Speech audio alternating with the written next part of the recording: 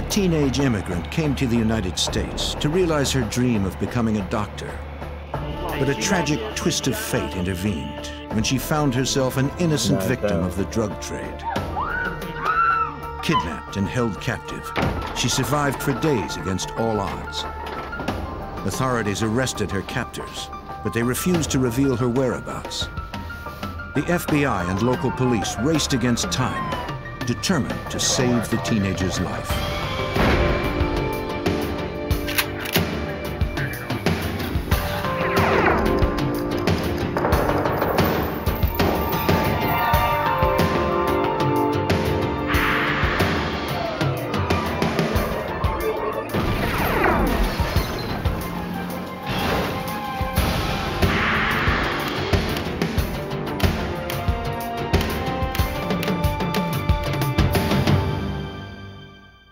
When a young woman was grabbed from her Texas home, the police raced to find her abductors. On the face of it, the kidnapping seemed like the random act of desperate men. I'm Jim Kallstrom, former head of the FBI's New York office. Before the FBI could find her, they first had to find a motive. Their investigation revealed a complex story of betrayal and revenge. At its center stood an innocent 16-year-old who found herself in the clutches of killers.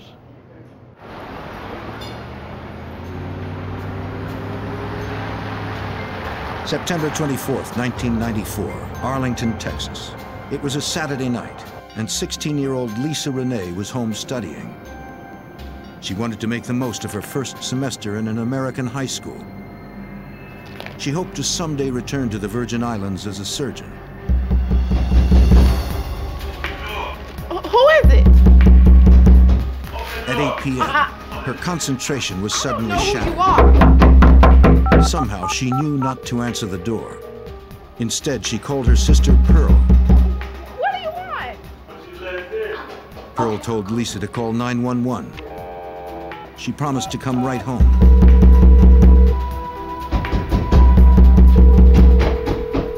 Arlington 911, what are you reporting? Who do they say that they're looking for? Lisa said men were trying to break into her house. Men who claimed to be FBI agents. You have the wrong house. I'm sorry. Oh, they're the FBI. They're the FBI. They said that.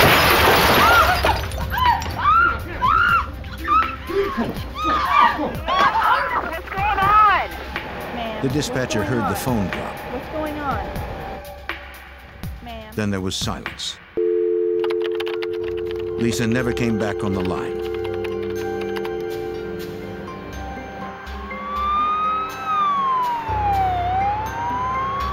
As Arlington, Texas police responded to the 911 call, Lisa disappeared into the night.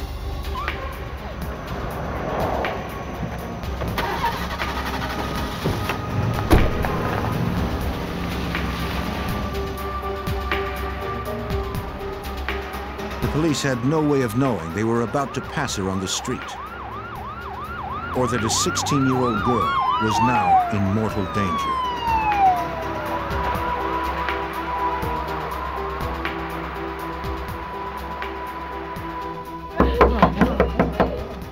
Police were on the scene with Lisa's sister Pearl when Detective John Stanton arrived.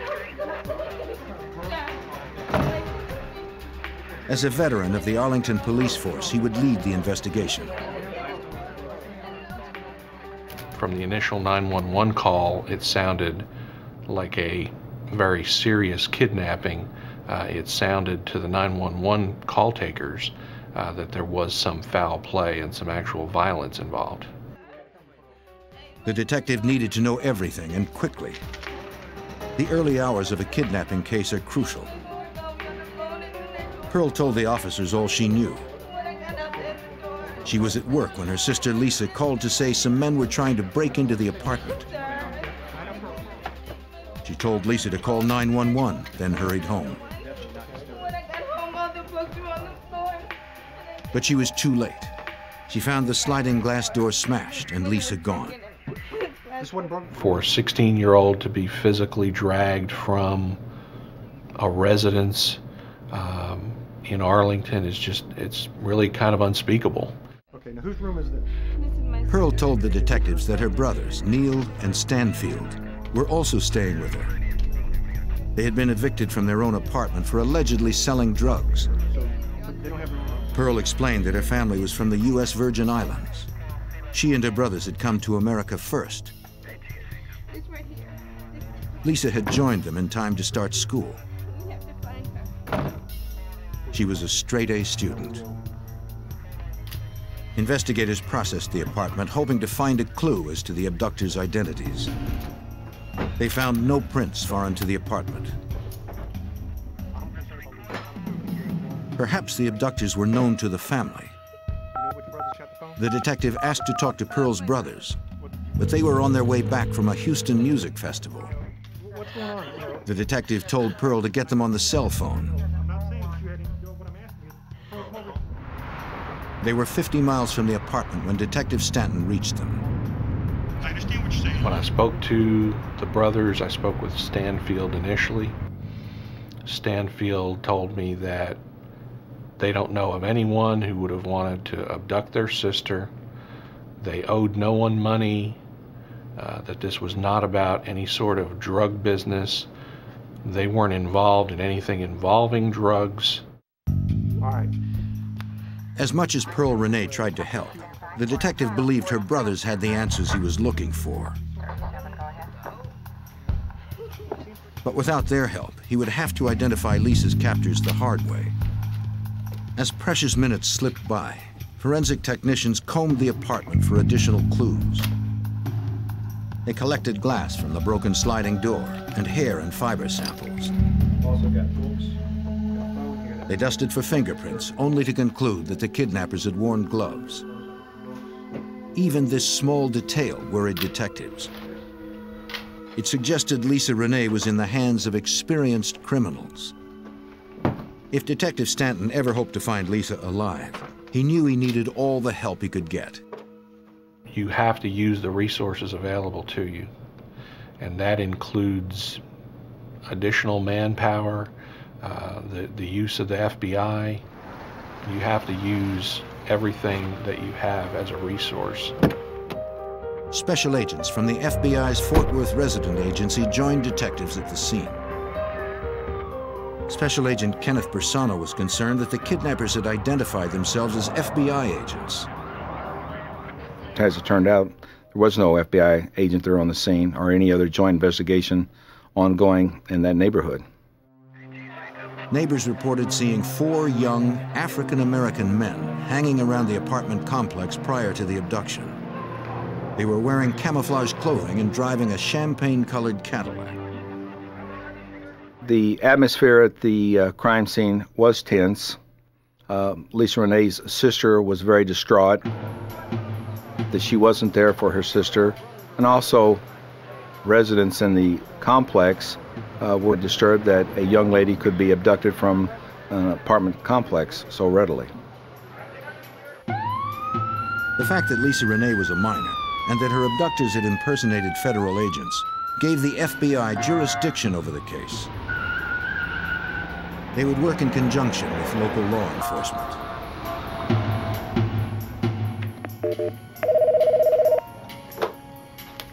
Homicide Stanton. Detective Stanton worked through the night and into the morning. Yeah, what's going on? In the early hours of September 25th, he received a call from Lisa's brothers.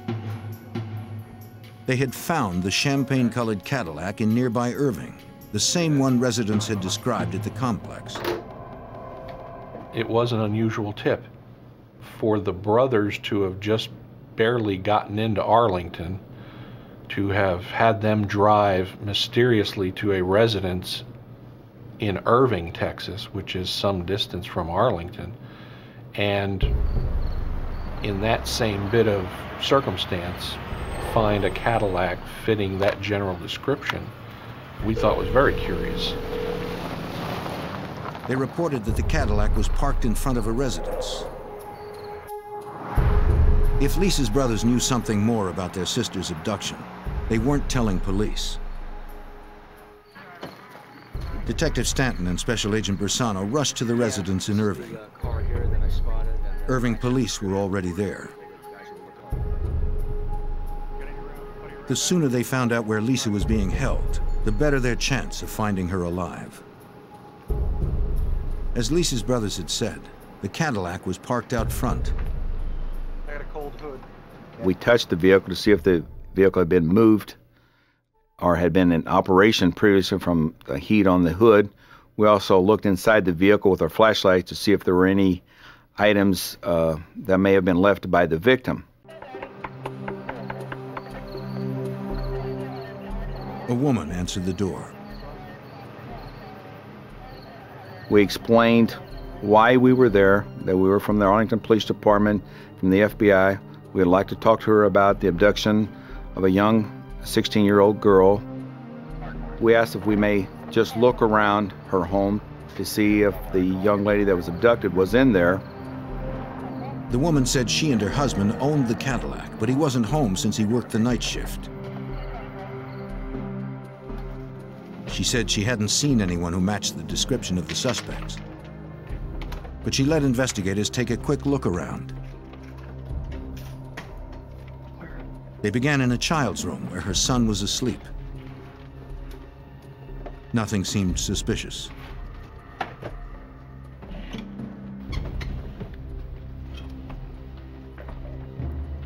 In another room, they awakened a woman sleeping in a double bed.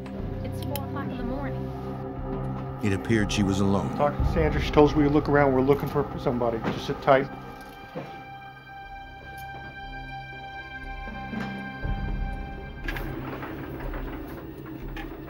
In the hallway, investigators noticed stairs to an attic.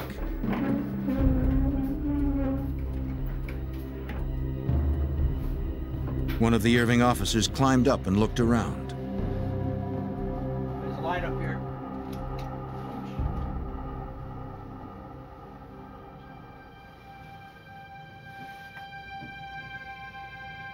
He checked amidst the boxes and other items, but saw no one there. I don't see anything up here. We didn't have a real just cause to do an intensive search of the residence. We searched for, obviously, any sign that someone had been kidnapped, in places where someone could secrete a human body, just to be on the safe side. Investigators left, still suspicious. But without a warrant, they were unable to do a more thorough search. Investigators turned their attention back to Lisa's brothers, Neil and Stanfield. We felt that it was drug-related, and we told Neil and Stanfield that we're not interested in their current legal problems, but that we feel like Lisa's life may be at stake and that we need to have all the information that they can provide us to help get their sister back. The day after the kidnapping, investigators again interviewed Neil and Stanfield. Despite their pending drug charges, Lisa's brothers finally came clean. They described a bogus drug deal that they'd taken part in a few days before. What's up, man? The brothers said that they had met with 2 men, but claimed they only knew the one named Steve. 9 pounds, right? Yeah. Steve and his partner had given them $5,000 to score 9 pounds of marijuana. How long am I gonna take? Neil and Stanfield promised they would return in an hour with the drugs, but they never did. Right? They now admitted they had never intended to deliver the marijuana. They just needed the money for attorney's fees because of their pending drug charges. Lisa's brothers said they didn't know how to contact Steve, but they knew someone who did. And that was all the brothers would say.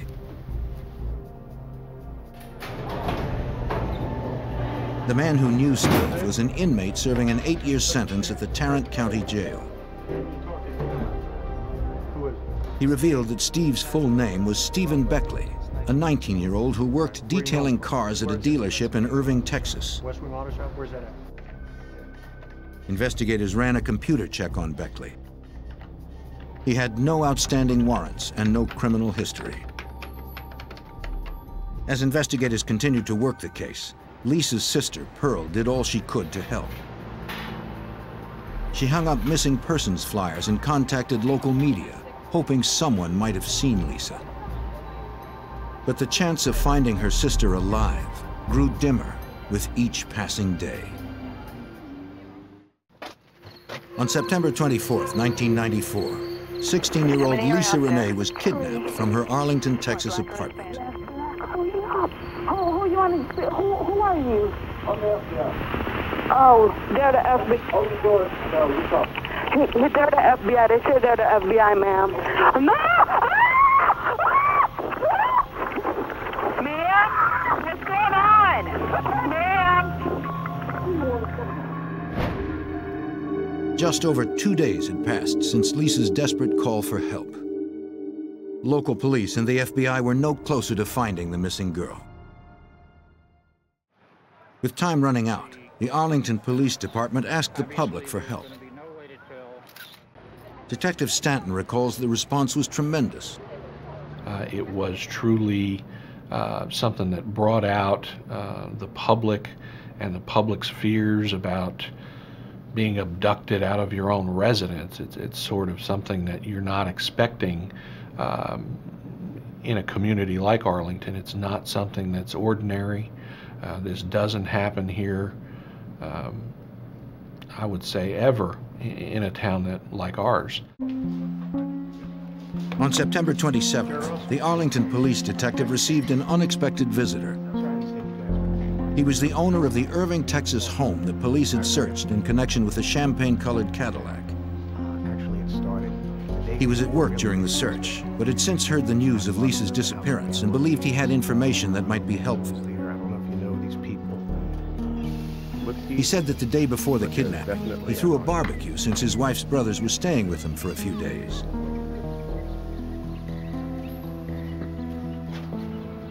The oldest brother, Orlando Hall, was involved with drugs.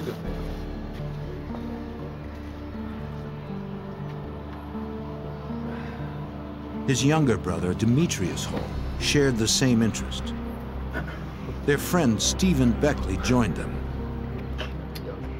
When the husband told us that the Hall brothers were dressed in camouflage clothing, it made him know that after having heard the news stories, his brothers-in-law could very well be connected to the kidnapping case. Something else had sparked the man's suspicions. One of his neighbors said she saw several young men drive up to the house in his Cadillac. At that time, he and his wife were out for dinner using a different car. But the Cadillac's keys were kept in the hall, so it was possible his wife's brothers had borrowed it. The man said he'd never trusted the Hall brothers. Come here, you. Both had served time in Arkansas on drug charges. Come here, son. Come here. Come here. And by visiting their sister in Irving, Texas, they were in violation of their parole. No, you ain't like. Put it out. Whatever's right. The man sensed they were up to something new, but didn't know what. He added that the Hall brothers were no longer staying at his house. On the night of the kidnapping, only Orlando had slept in the house, but he flew back to Arkansas early the next morning, planning to stay with friends in the town of El Dorado. The detective suspected Orlando had probably joined the others there. He contacted the El Dorado, Arkansas police. Investigators discovered that 19-year-old Demetrius Hall was on parole for possession of cocaine with intent to distribute. His older brother, Orlando Hall, was on parole for the same offense. His record also included arrests for aggravated assault and carrying a weapon. When I spoke to the people in El Dorado, they were aware of the Hall family. In fact, they were providing to me information about the Hall brothers before I could even give them the information about the Hall brothers. They were well known to law enforcement in the community. Later that day, investigators obtained a warrant to more thoroughly search the Irving, Texas home where the Hall brothers had been staying. They scoured the house for hair, fibers, blood, fingerprints, and anything else that might be connected to the crime.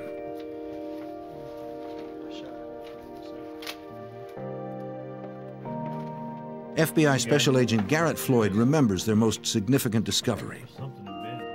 In the children's room, we found a souvenir miniature baseball bat. When you pick up an item and you can see glass embedded in it, and you know that the sliding pane window was glass, then you make a decision on the spot, and you believe that evidence is a part of the crime scene. Lab tests would determine whether his hunch was correct.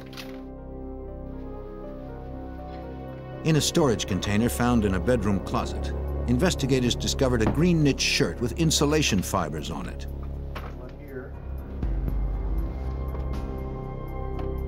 They bagged it for further analysis.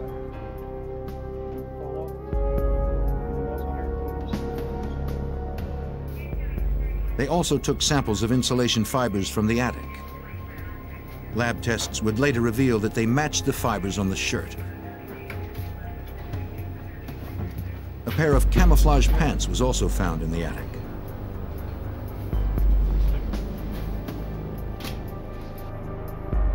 Forensic technicians processed the champagne-colored Cadillac at the police impound lot. They found no fingerprints relevant to the case. They did discover a few small glass fragments inside the car, possibly from Lisa's sliding glass door. They sent the fragments to the lab for analysis.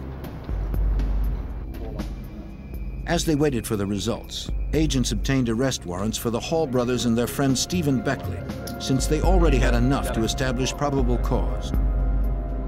But they still hadn't found Lisa Rene. Agent Floyd continued to work around the clock, knowing that with each hour, they were less likely to find her alive.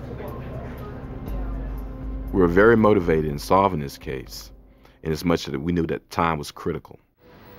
All of our efforts were focused on the recovery of the victim. Investigators hoped they could pick up Lisa's trail, a trail that ended with broken glass. Technicians compared glass fragments from the car and those embedded in the baseball bat to shards collected from Lisa's home. At the FBI laboratory in Washington, D.C., Supervisory Special Agent and Forensic Examiner Bruce Hall attempted to confirm that all the glass had come from the same sliding glass door. Technicians examined the glass embedded in the baseball bat.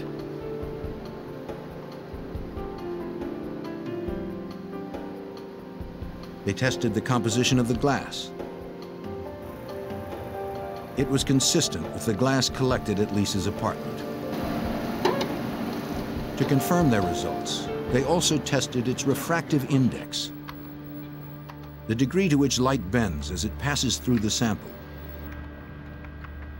After characterizing the glass recovered from the crime scene and characterizing the glass recovered from the baseball bat, I found that the glass on the baseball bat had the same refractive index and same composition as the glass at the crime scene. That led me to the conclusion that the glass on the baseball bat had originated from the crime scene. The glass found in the Cadillac did not match. It was determined to have come from a window previously broken on the car.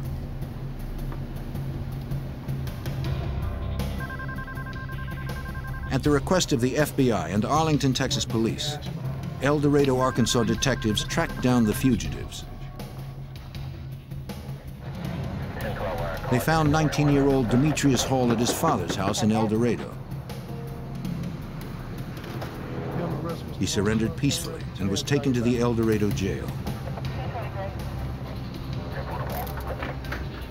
But he refused to say anything about Lisa's whereabouts. The search of the house revealed nothing. What investigators still didn't know was where Lisa was and whether she was dead or alive.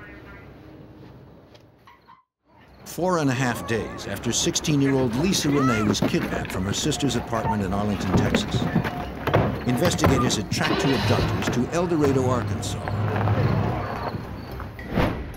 One of the 3 suspects, Demetrius Hall, was in custody. Investigators continued to search for his older brother, Orlando, and a third man named Stephen Beckley.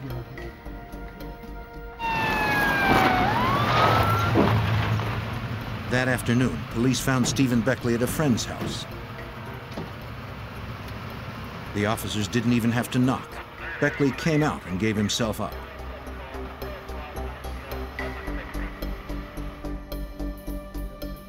FBI agents and detectives from Arlington flew to El Dorado to interview the suspects.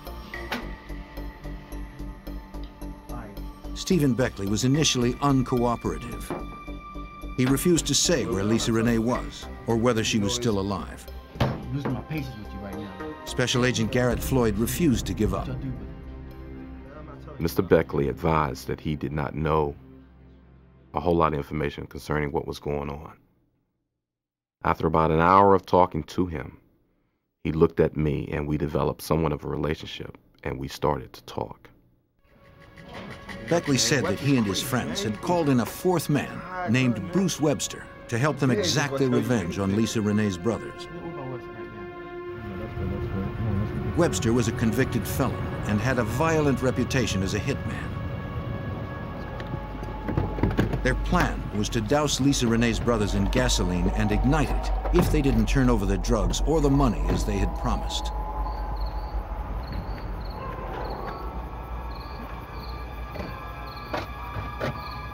When the men arrived at Lisa Rene's apartment, her brothers were not home. Unwilling to leave empty-handed, they kidnapped her instead. Beckley said that he and the other three took Lisa to the house in Irving, Texas, where Demetrius and Orlando were staying. He transferred the teenage girl from the Cadillac to Beckley's Ford Escort. Get off the car. Stephen Beckley, Bruce Webster, and 19-year-old Demetrius Hall drove her to Arkansas. Orlando Hall stayed behind and hid in his sister's attic. Detective Stanton was frustrated. Police had been within a few feet of Orlando Hall and missed him. It wasn't until later that we learned, after we had taken some people into custody, that Orlando had been indeed hiding in the attic insulation while we were downstairs talking to the lady of the house. Beckley said that during the 4-hour drive to Arkansas, he and the other two had taken turns raping Lisa Rene. When they arrived in Arkansas that night, Webster booked a motel room in Pine Bluff. Lisa was kept bound and gagged in the bathroom. I'm trying to find him. Agents pushed Beckley to tell them if the girl was still alive and where she was. Every minute counted if they were to save her life. But Beckley wouldn't say. He claimed he was afraid to talk as long as Bruce Webster was on the loose. In his mind, he thought, believed, knew that Bruce Webster would kill him or anyone else if they ever divulged the information of what had occurred to Lisa Rene.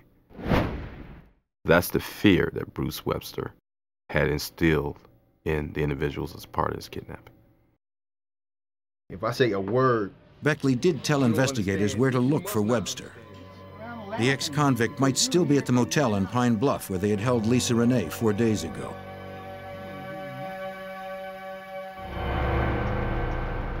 Investigators headed to the motel to confront a man Beckley had described as a violent hitman.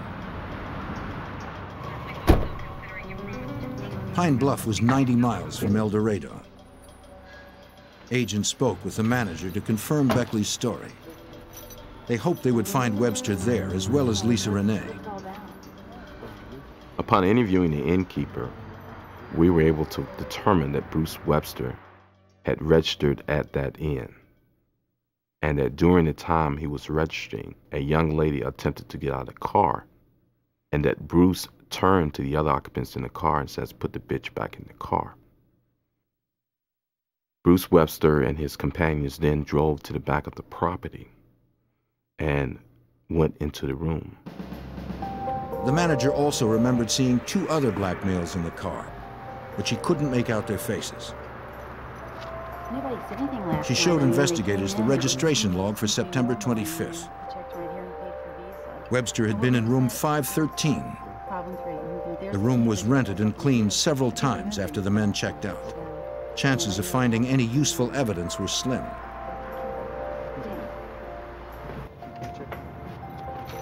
An FBI emergency response team was called in. The agent and detective continued to interview Beckley. They asked him for details of what went on in the room, hoping he would break down and tell them where Lisa was now. Once we got Mr. Beckley to this Pine Bluff motel, the urgency was there in that we thought that she was still alive because Mr. Beckley assured us the last time he saw her, she was alive and she was at this inn.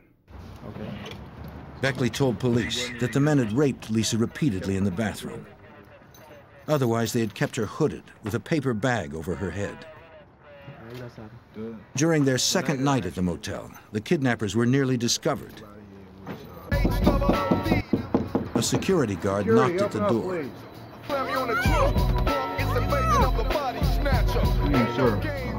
The innkeeper asked that their on-residence security guard who lived there check the room to see if everything was all right. The security guard did check the room and did not see Lisa Rene within the room. Stephen Beckley advised that had he seen her, that they were going to kill the security guard. Beckley and the others were afraid that the guard might return. The motel was no longer a safe place to hide. As the kidnapper told his story, forensic technicians worked to confirm that Lisa had in fact been in the room. But after hours of painstaking work, they still had no evidence that Lisa had been there or that she was still alive. 6 days after 16-year-old Lisa Rene was kidnapped from her Arlington, Texas apartment, the FBI was no closer to finding her or two remaining suspects. Although investigators had found no evidence to indicate that Lisa had been in a Pine Bluff motel room, confessed kidnapper Stephen Beckley assured them she had. Forensic technician Joel Stevenson of the Arlington, Texas Police Department was determined to find something that would corroborate Beckley's story. We went in knowing that possibly sexual assaults had occurred in that motel room, multiple sexual assaults. We went into the motel room looking for body fluids that may tie the suspects to the motel room or Lisa to the motel room. If Lisa and her kidnappers had left behind any evidence, it appeared to have been destroyed by the motel's housekeepers. The technicians didn't give up. They continued their meticulous search for hairs, fibers, and fingerprints. Finally, their persistence paid off. It wasn't until we got into the bathroom and the wall behind the toilet is where we located the palm prints and fingerprints that were ultimately identified as belonging to Lisa Rene. So the palm print itself, placing Lisa with them in that same motel room, was very important. It was a very critical piece of putting her with them. Investigators now had evidence that Lisa was alive 4 days earlier, the day Beckley and the others had checked in. As agents drove the kidnapper 90 miles back to the El Dorado jail, they pressed Beckley for more details. He admitted that after Orlando Hall had joined them in Pine Bluff, they decided to move Lisa to another motel nearby in order to avoid a second visit by the security guard.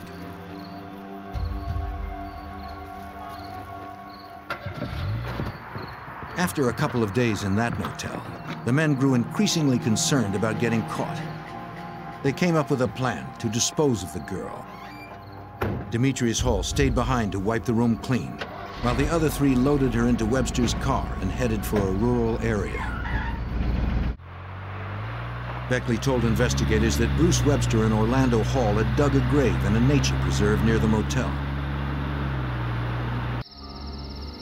They took Lisa there to kill her. But in the dark, overgrown park, the three men couldn't find the burial site. After an hour, they took her back to the motel. The next morning, they searched for the gravesite again. While forensic technicians scoured the second motel room for clues, investigators pressured Beckley to tell them what happened next. Special Agent Garrett Floyd recalls that Beckley refused, still afraid that Webster might seek retribution. We were pressed for time because the clock was still ticking. We were hoping against hope that she was still alive. And so with this in mind, agents as well as police officers who had not slept in 2 or 3 days were up searching, looking, hoping that she was still alive. Then, investigators got the call they'd been hoping for.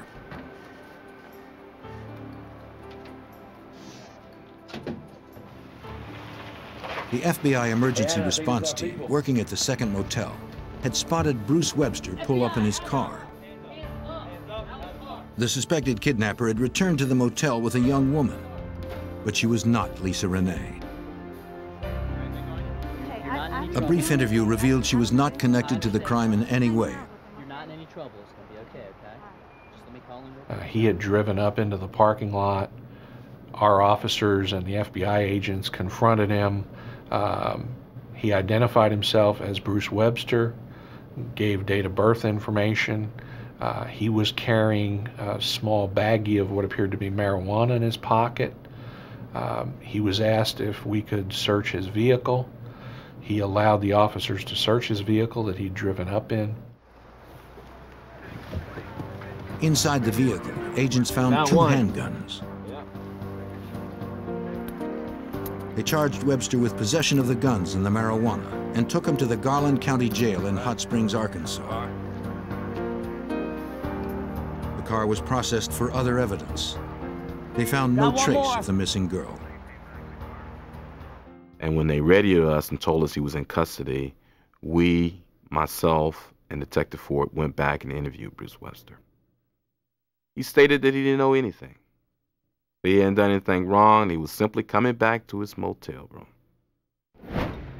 As Agent Floyd continued to pressure Webster for answers, the last of the fugitives, Orlando Hall, turned himself in. Orlando Hall had apparently seen the news that these arrests had been made, found out, of course, that his brother had been taken into custody.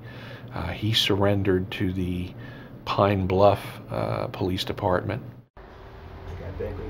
With all 4 suspects now in custody, agents hoped that one of them would reveal where investigators could find Lisa Rene.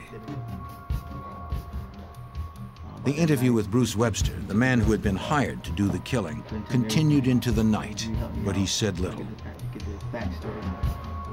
Agent Floyd believed Webster had the answers they were looking for. Basically, the only information Mr. Webster provided was his name, the fact that he hadn't done anything, and the fact that he wanted to go to sleep. To him, it was nothing. She was nothing. Agents' hope of finding Lisa alive was fading. They needed to get one of the suspects to talk, and they needed to do it fast.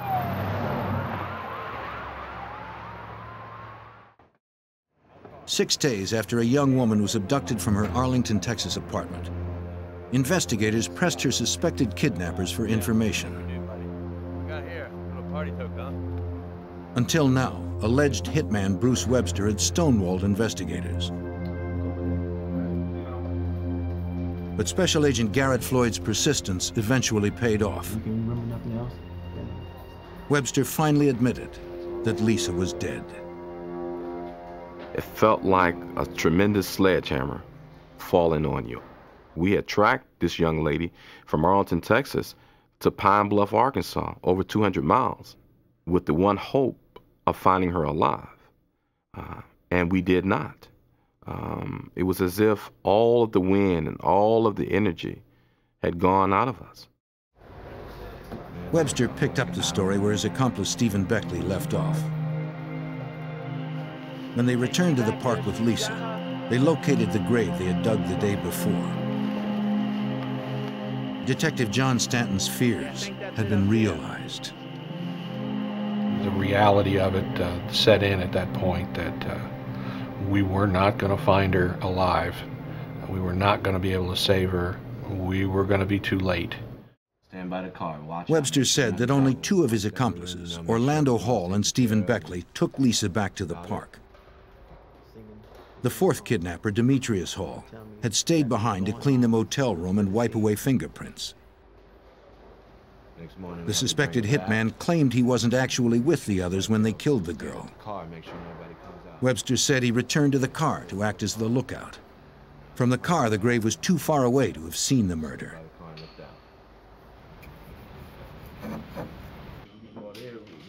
Now that Webster was safely in custody, the agents decided to see if Beckley would corroborate his story. Agent Floyd felt that Beckley knew far more than he had said. And he looked at me and he said, "You know I didn't tell you everything. You know I've lied." And I said, "Yes, I know you did not tell me everything. You didn't lie, but you didn't tell me everything." And he said, "You're right."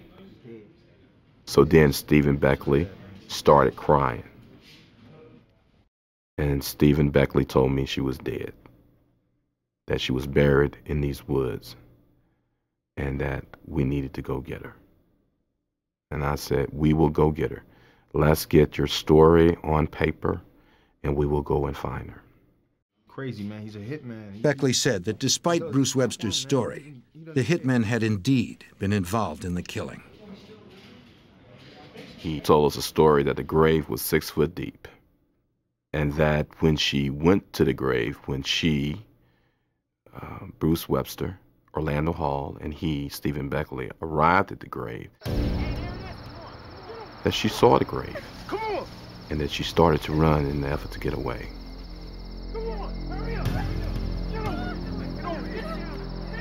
And that they struck at her with a shovel and placed a mark in this tree. That he, Beckley, became concerned and was afraid and ran back up to the street to check to see if the way was clear, as he was instructed to by Bruce Webster. By the time he came back, they were burying her.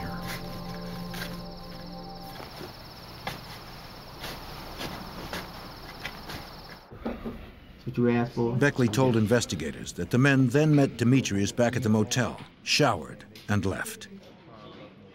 They gave their dirty clothes to Webster, who burned them in the park, along with Lisa's blood-stained outfit. Webster stayed in Pine Bluff with Orlando Hall, while the other two returned to El Dorado.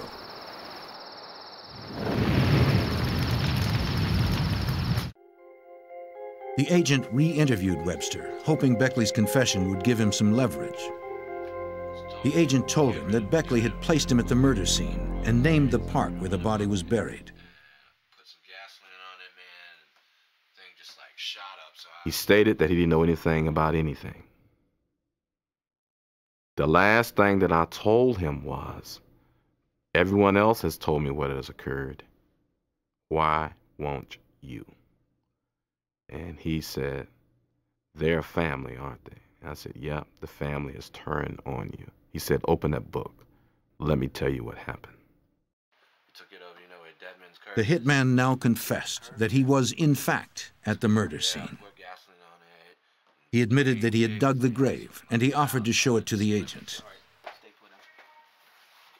So in the middle of the night, we drove back to Pine Bluff and told him I need as many flashlights and officers and agents available, that we were going to find her tonight. Webster showed investigators the area of the park where the body was buried. They searched for evidence to corroborate the suspect's stories.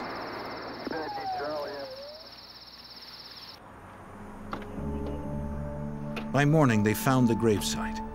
They began to process the area and exhume the body.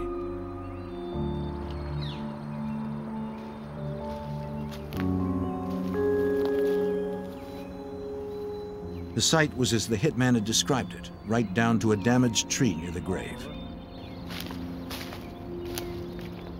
And we removed a section of that tree because it was evidence that the shovel that they were hitting her with had actually missed on one of their swings and hit the tree. So we used that tree as a part of the evidence. Unearthing the body was a time-consuming and heartbreaking process. Besides digging, investigators sifted through leaves and dirt, searching for anything that might help tie the suspects to the crime. Joel Stevenson of the Arlington, Texas Police recalls the moment when their hard work finally paid off. We made contact with Lisa's body approximately 2 feet down from the surface, the outer surface of the dirt, and then started uncovering her and really excavating around the body from that point on down to the 4 feet level. This lasted for about 5.5 hours. It took us to fully extract her from the gravesite.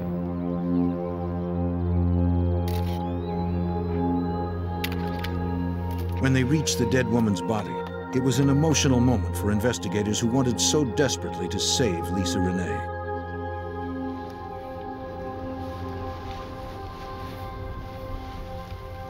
During the time we're exhuming her body, one of the agents on the evidence response team accidentally scrapes her knee.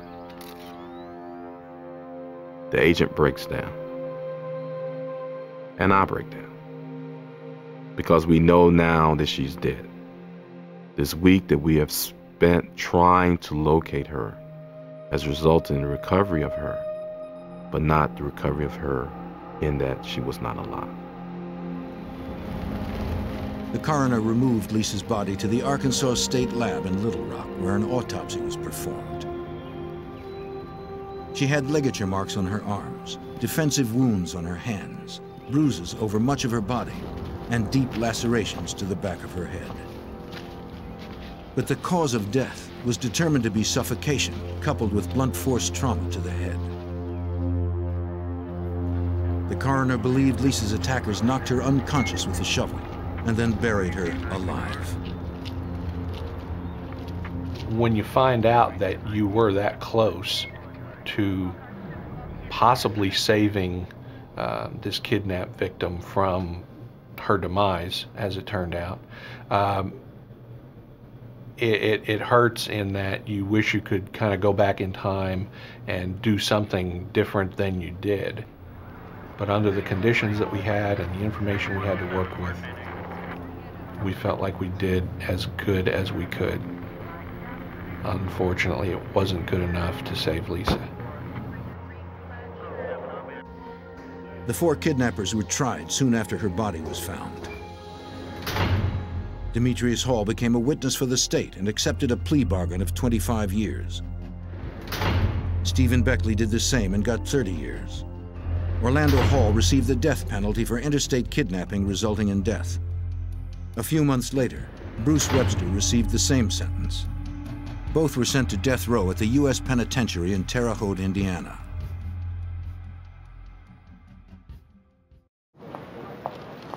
The trials were little consolation to Lisa's sister Pearl, who could barely absorb the fact that the bright teenager would never realize her dream of becoming a surgeon. I thought I'd feel better, but I really don't. Because, I mean, it's not going to bring her back. The only thing that's going to make it better is Lisa was here today, and she's not coming back. For Arlington Police Detective John Stanton, Lisa Rene's murder had disturbing implications. It just solidified the fact that things can happen to people who are completely and totally unrelated to criminal activities. No one is exempt from the possibility that, for no real reason of their own, they get put in a position where their life is in jeopardy. And Lisa Rene is a prime example of someone that, in the years that I've been doing this, she is actually probably the most innocent victim that I've ever worked a case on. And it's something that we'd all need to remember, that even if you're an innocent victim, you can still be a victim. For Special Agent Garrett Floyd and investigators alike, the case was personal. I have a daughter who's approximately the same age as Lisa Rene. And to believe that someone could take a child, a young lady, and do the things that they did to her and then kill her without any respect for life takes that father image in me to a different level. because we love our children. And we know that we will have to take care and keep them out of harm's way.